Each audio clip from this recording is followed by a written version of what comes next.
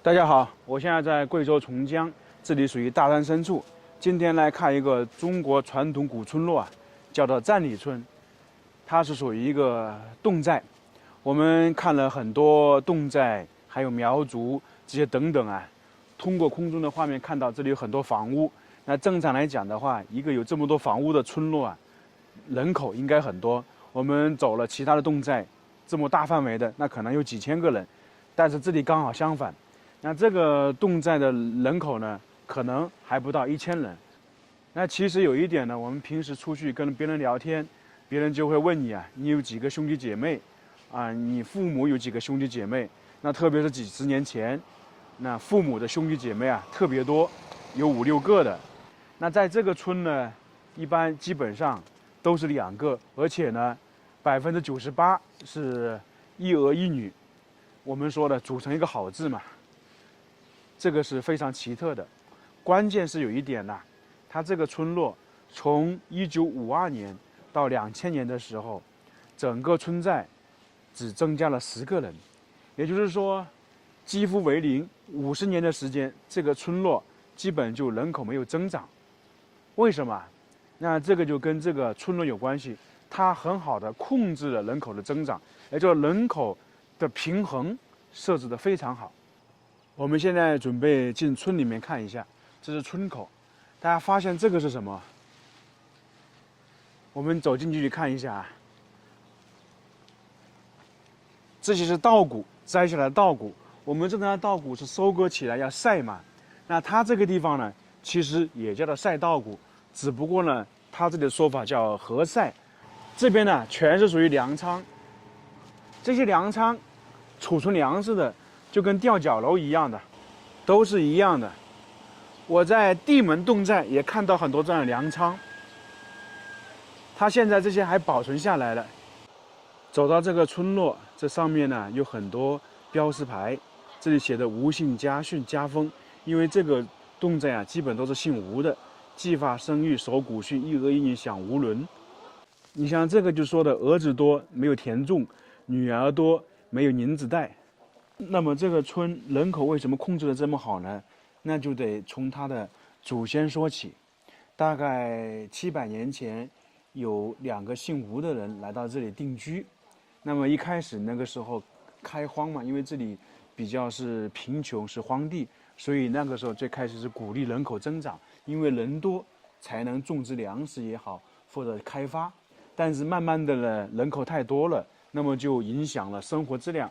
就是说贫穷嘛，我们打个比方说，古代你一家如果是2个小孩，那生活质量可以；那如果说7、8个小孩，那生活质量肯定就很差。特别是在古代还重男轻女，那如果说前面是几个是女儿，那你就一直要生儿子为止，那么人口就肯定是越来越多。这个古代封建社会看了很多这样的故事。那么到了中间，其中呢，他们有一个吴氏的那个族长啊，就比较。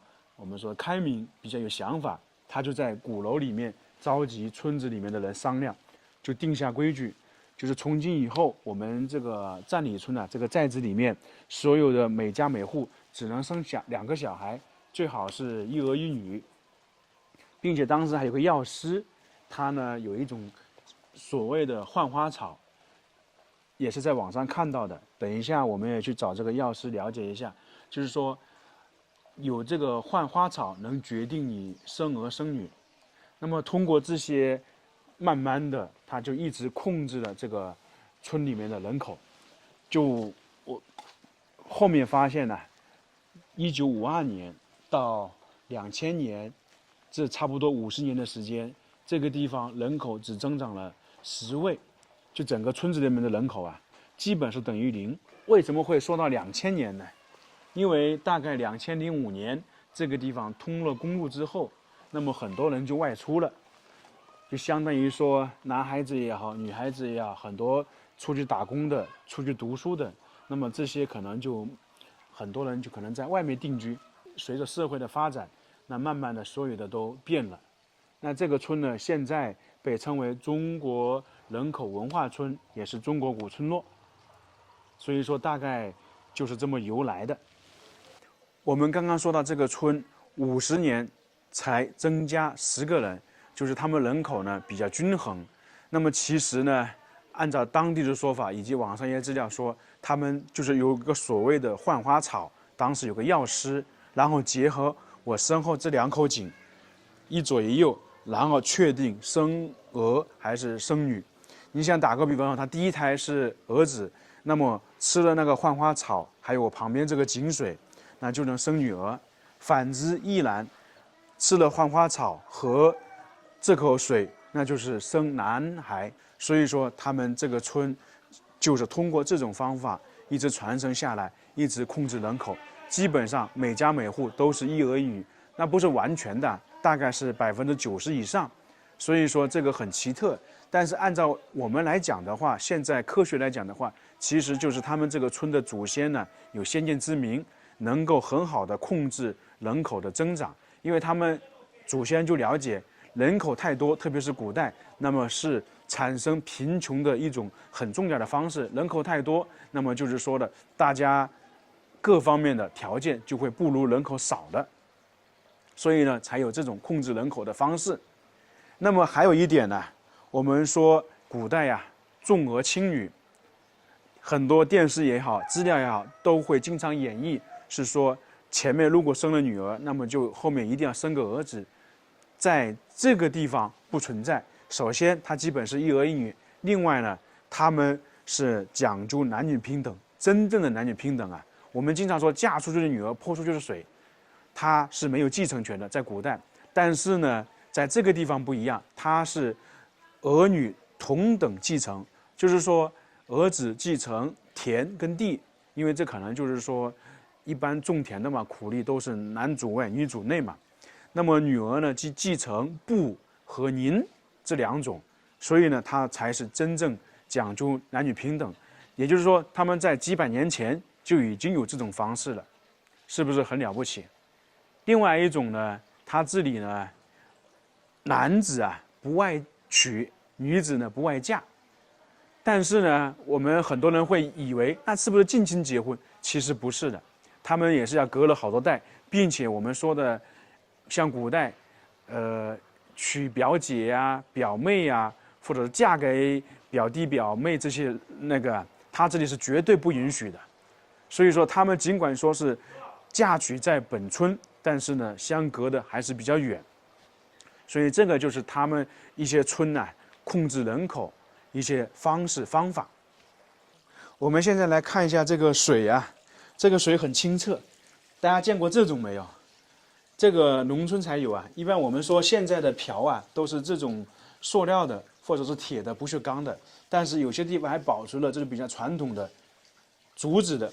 我们一般是从里面弄点水出来，但是这个会漏啊。我看看这个水比较冰，可能他们当地人呢，以前很多人也喝这个井水。一般这样大的村落啊都有水井的。而且大家看一下，这个也是泉水，水一直有溢出来，那等于它这个水啊还是比较大的。我尝一下，这个水没有什么味道，就比较平常的水。像前2天我们在一个地方尝的那个红豆山泉啊，那个水还有点味道，就我们说的可能是矿物质。在当地这个井水呢，被称为榕树井女井，就是刚才我们说的嘛。这个地方属于南井，就是刚才解释的一样的。这个井里面呢，有鱼，有2条鱼刻在底部，这个不知道什么含义。这个水呢，一样的比较冰。刚才呢，我还看到当地人在这打一些水喝，可能因为他们住得近嘛，那个水这也方便直接提过去。当然，现在他们肯定也是有自来水的。这个就是侗寨的鼓楼。基本上每个侗寨都有，反正侗寨里面基本是有2座鼓楼。其实鼓楼呢，也相当于是他们侗寨议事的地方。你像这个就是鼓楼的下面，相当于是客厅一样的，很多人在这里议事，很多人在这里休息，还有呢，有些人在这里烤火看电视，是不是很有意思？那么就是说，当地的年长者在这里呢聊聊天，相当于是邻里嘛。还有呢，旁边有个烤火的，这个在贵州很能够明显的看得到，因为这里属于大山里面啊比较潮湿，比较阴冷，所以呢经常要烤火。看看这里还有一位老爷爷在做手工活，就相当于我们说的那些竹子编成的簸箕啊那些东西，大家见过没有？现在很多东西尽管说是买的，但是这种纯手工的还是能够保留下来，特别是这种大山里面，因为以前家里用的工具啊基本是靠人工手工制作的。像这位老爷爷制作的东西就更大了，从这个竹片可以看到直径大概是1.5米左右。那么这个晒什么东西呢？就相当于我们说的晒萝卜干、晒芝麻，就相当于大的簸箕一样的。农村都是这样的，包括现在很多农村还保留了这种晒东西的方式，我们家也有。但就是说这种工艺技巧现在基本上快失传了，因为年轻一代的人是不愿意做这个的，现在只有一些年纪大的老人才会做这个，才有这门手艺。刚刚我们看到这些老爷爷在这里做工的地方，就是在这个鼓楼下面，所以这鼓楼是不是很有意思？烤火，还有人在这里睡觉，还有人在这工作，所以是一个多功能的，这个可能就是他们鼓楼的作用吧。今天逛了一下这个寨里古寨，确实很有意思啊！没想到在一个普通的这种村寨，有这么多好玩的东西、奇特的东西，相信很多人也是确实没有见过。经常有这样的说法吧，那些好吃的小吃往往都是在一个城市的小巷子里面，那么这里也是一样的，很多好玩奇特的东西是在大山里面，故而这些也能体现我们中国的地大物博，中国的文化深厚，让你能够看到与众不同的东西。